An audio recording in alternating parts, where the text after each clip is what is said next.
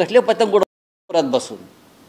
आज ते नागपूरला गेलेत आणि दंगलीच्या अनुषंगाने ते पहिल्यांदाच मुख्यमंत्री म्हणजे हे पहा, दंगल घडवणारे यांचेच लोक आहेत. कुणाची हिंमत आहे का आमच्या सरकारच्या काळात दंगली घडल्या नाहीत?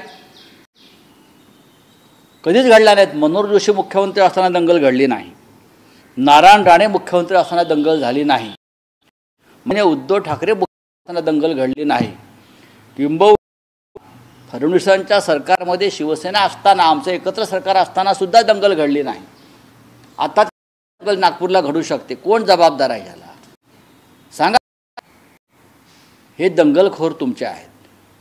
औरंगजेबाची कबर उखडा सांगणारे लोक तुमच्या मंत्रिमंडळामध्ये आहेत.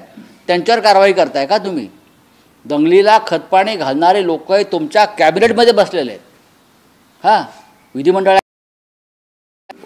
हे नरडी गरम करून वातावरण पेटवणारे लोक तुमच्या बाजूला बसलेले आहेत कॅबिनेट. कोणावर कारवाई केली तुम्ही? ही लोकांवरती कारवाई केली. रस्त्यावरती आलेले पोरं मुख्य आरोपी तुमच्या मिनिस्ट्रीमध्ये, तुमच्या कॅबिनेटमध्ये बसलेले आहेत.